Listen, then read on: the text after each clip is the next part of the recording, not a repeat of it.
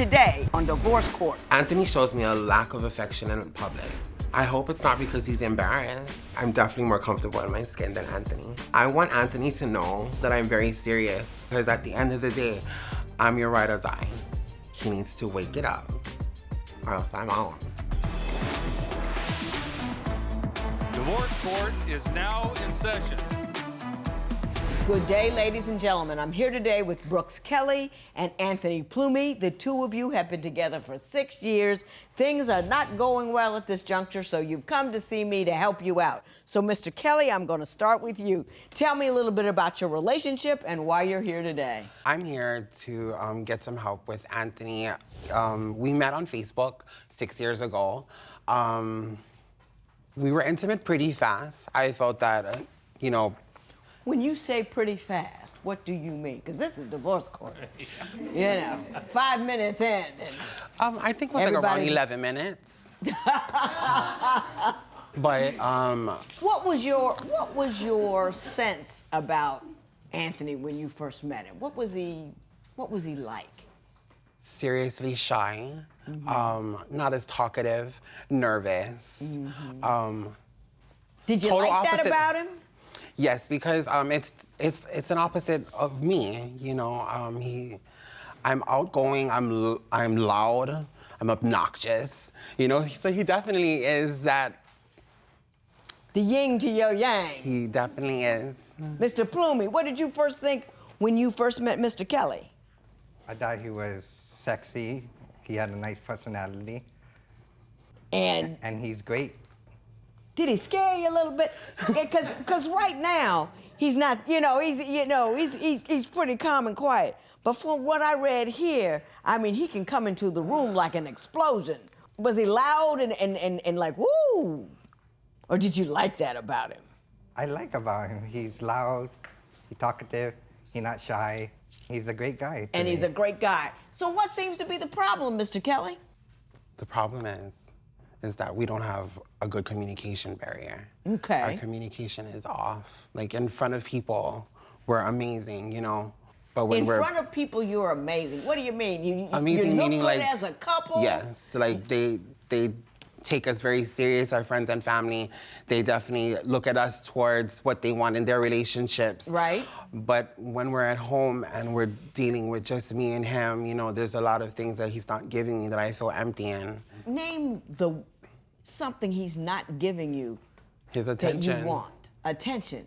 Is he not touchy-feely? He won't hold your hand? Is it he won't have affection in public? No PDA, and you like PDA? I love PDA. I'm all about it. When we're in public, I feel like sometimes he's not as affectionate with me. You know, he's not on the side of me. When we walk in a room, we're a couple. I wanna come like Beyonce, you know, the kind. Like I wanna have that man in my life. And when we walk in a room, people know that we're a couple. Boom, here we Always, are. Everywhere. Well, where is he when you walk in a room? Good question.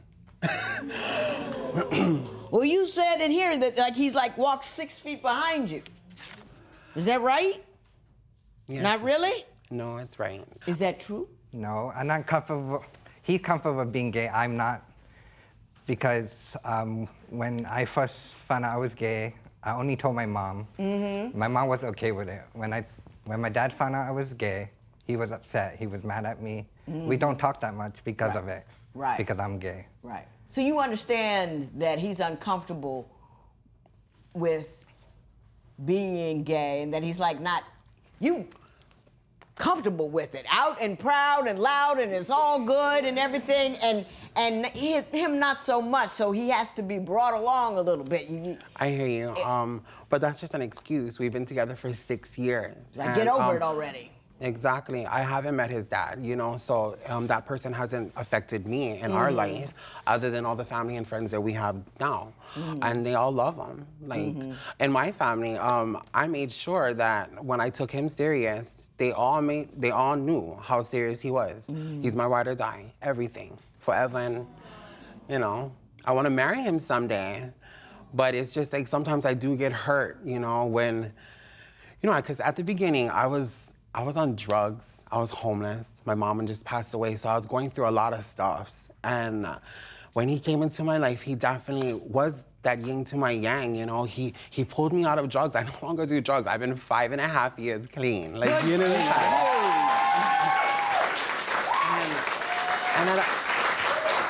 And that all has to do with him, you know. My own willpower, but if I didn't have somebody solid like him in my life. That support that you needed to make that move. Yes. And, you know, we have a good life now. I just feel sometimes that he's not being serious with us. Why do you think he's not being serious? I'm all in. I'm ready. You know, Tell me about the last huge argument you had. We were out with our family and cousins and all dressed up beautifully and ready to do this. One of my cousins, who I'm not gonna say her name, but he treated her as if like he was his girlfriend, as if he was straight, as if he was ready to have kids, and all. Holding her purse, pushing out chairs. Like, he don't push out chairs for me. So, I mean, yes, I shouldn't be like that. I know I have him at the end of the day, but to see that being done for somebody else, it bothers, it hurts my heart. Like, it breaks my heart. Were you all boyfriendy with a relative of his and kind of over the top with it? He just exaggerated. Like, You were just being a gentleman. yeah, just being a gentleman. You weren't really worried, were you, Mr. Kelly? I wasn't worried that he was gonna leave me. I'm very confident that he loves me. It's just I was bothered and hurt that the fact that he was treating somebody else exactly what I want to be treated. You know, even if we've been together for 6 years, I'm your princess from beginning to end. Boom. Right. You know the kind, yeah. There you go, right. Yeah, I think I see what the issue is there, I really do. And I'm gonna talk about that momentarily, but before we do, I wanna talk about the nomophobia in your relationship. Fully focused and immersed in his phone, something we said we wasn't gonna do, and he didn't even hear me. Like, he wasn't even listening. That hurt my feelings so much. So did Mr. Kelly go through a lot of work and trouble making a special day, and you had your nose in the phone? Yes, I love my phone, that's why.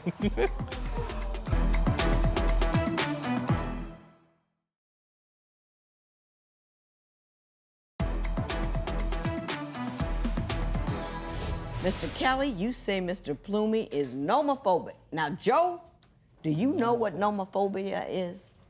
Do I want to know?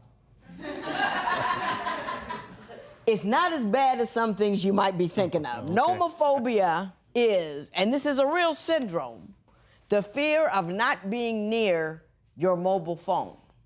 I had to look it up myself. Same here. 65% of people sleep with or near their phone, and some of y'all might be doing it. And 34% of people have, check this out, answered their phone during sex. Mr. Kelly, you say Mr. Plumey is a nomophobic. Tell me why you believe that. Every day, every other day, every single moment, he's on his phone. When he doesn't have his phone, you should see him bust out in cold sweats and get nervous and be like, where's my charger? Every day is an issue with his phone. He has to have his phone. Mr. Plumey, are you all wrapped up in the hardware? No, I might be addicted to my phone. I'm just on social media, but I'm not like him saving naked pictures, going on sites, chat rooms, talking to straight guys, married guys. And I got that, and I'm gonna talk to him about that in a minute. But are you addicted to your phone? Does it bother you when you don't have it? I think I have the definition of nomophobia up here. The symptom: panic attacks, dizziness, shortness of breath, nausea, sweating, elevated heart rate, trembling and chest pain if you're not near your phone. Anything like that happening to you? All of the above, Judge. Not I know of. Signs of nomophobia: compulsively checking the phone, hearing phantom sounds, sleeping with the phone, checking your phone the moment you wake up. Can't go anywhere without your phone. Does any of that sound familiar to you? Yes, I may be doing that. Yeah. When you see it written down, it's like, so like if I were to take your phone from you for a whole day, what do you think would happen? Probably be the shock. I don't know what I would do. You don't know what you would do. You know, what would you do? Your concerns, however, is how he uses his phone. Are you talking to other guys? No, Are I'm not. you going on porn sites? Are you looking at other dudes? Are you doing things that would make Mr. Plumey insecure? I'm just really looking. I'm not talking to any guys. I'm just browsing pictures. Just browsing. You know, just browsing.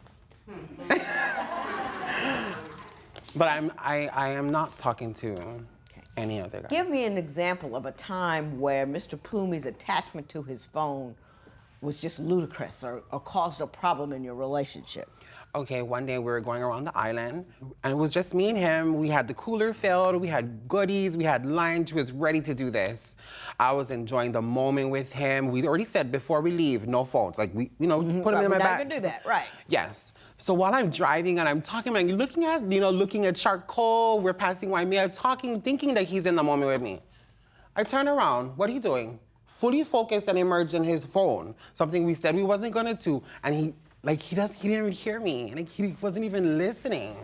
That hurt my feelings so much. So I did got Mr. mad. Kelly go through a lot of work and trouble making a special day, and you had your nose in the phone? Yes, I love my phone, that's why.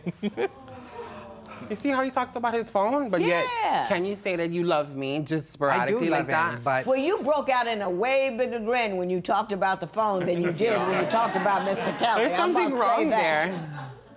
he think I love my phone more than him, but I don't do that. Yeah, well, Well, if I you saw that grin when you talked about your phone. Now I want to talk about another issue altogether. You say you feel invisible when the two of you are out together, and I want to figure out what that means. I understand that he exchanged numbers with an ex in front of you. Tell me how that went. We met one of his exes. The exes, he took a picture of the ex, and after that, he gave the number to him and said why he had that number. He said for future reference. What would you do if your partner loved their phone more than you? Tell us what you think at facebook.com/Divorce Court. Divorce Court will be right back.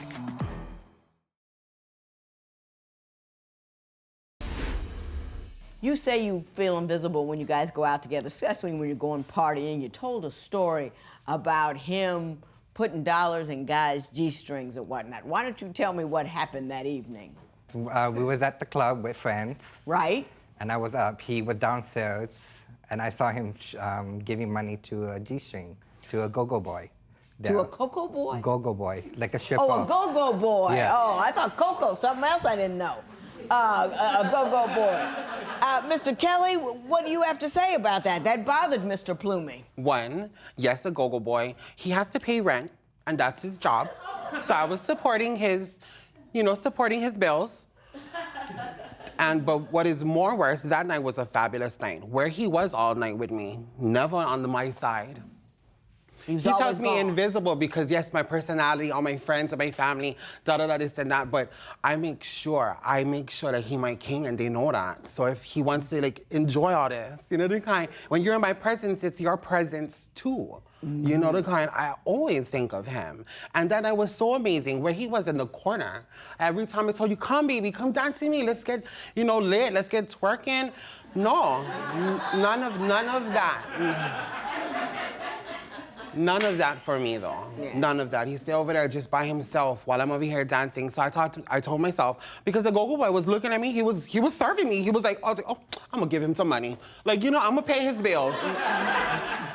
The kind, if he show me affection, I never go over there and started making out when we already had sex or anything. I just went down there, danced with him. He was making that money. Right. Is that what happened, Mr. Plumey? No, it didn't. No. What happened? This guy. We went outside, and I started yelling at him. He did. In Really? front, and we're at Scarlet. It is one of the top busiest gay clubs in Hawaii. And he was fronting on you in front of the best in front of my gay family, in front of my club out cousins. there. Yes. And so I was hurt and upset because he realized that I would have never done that if he was with me, dancing with me, and I wouldn't have been looking at him instead of you in the dark corner over there. Why are you all the way over there? Mm-hmm. Come in the light. Come in the That's light all, with you. I got yeah. you. I understand that he exchanged numbers with an ex in front of you. Tell me how that went. One day, we were at the mall. We met one of his exes. The exes, he took a picture of the ex. And after that, he gave the number to him and said why he had that number. He said for future reference. Like, if future reference means that he going to leave me for this guy? Baby. Like, what's up with this? Mr. Kelly, what's up with that? I didn't do it undercover. He was there with me, you know? So it's like, it was mutual. Like, I saw him, I was like, hey, we're still friends, cordial friends. My heart is to you. You already know when we have that kind of stuff, seeing the kind, like, I ride it that way, we're always together. Like, I would never do that. I did that in front of him, like, and for reference, yeah, he has a great job and he knows me in my working environment. So yeah, I would like to have some good people saying good things about me to get jobs that'll further my career, you know, whatever. Gotcha. Yeah. But he always sees it because of my past, yes. You know, I've been with a lot of men and women, okay? And,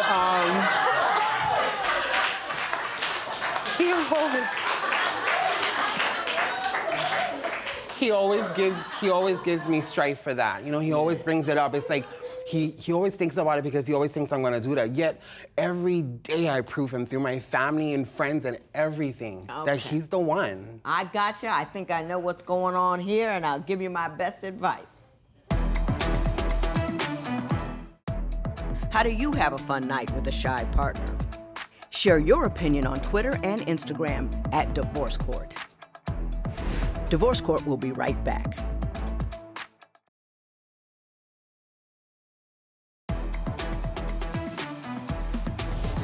Y'all tickle me.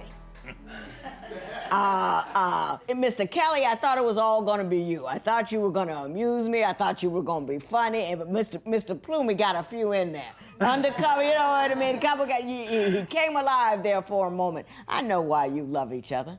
You provide him with that need he has to break out of himself, to break out of his shell. It's easy to put you forward. Why he comes in behind you is because he can't get in the room at all, and he needs you to go first. It's not that he's denying you. It's like you're clearing the way so he can get in there for you. That's part of the reason that he loves you. He loves you because you're so comfortable with who you are and what you are, and the fact that you've decided to love him, he finds that very freeing and enabling. So don't feel like he's ashamed of you. His volume is a little lower than yours. That's all.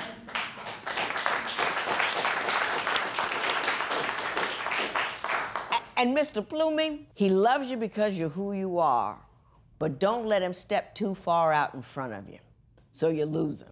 Do you understand what I'm saying? You have to get outside your comfort zone. If you're gonna get uncomfortable for somebody, you get uncomfortable for the man that you love. So if he's out there, you know, running, every once in a while, just screw up your courage and get out there with him and enjoy that larger and more dynamic life that he brings to you. You know what I'm saying? Because he wants you out there having fun with him. And you're gonna find, after a time, you're gonna start to enjoy it. Because you're a great couple. The yin and the yang, you're loud and proud, and you're quiet and soft, but a wonderful combination. So I wish you both the best. That hair is just beautiful. What? I also beg him for sex. Well, hold up. She was just giving us. We should have talked about that a little while ago. Don't make him beg. It's not cool. This matter is adjourned.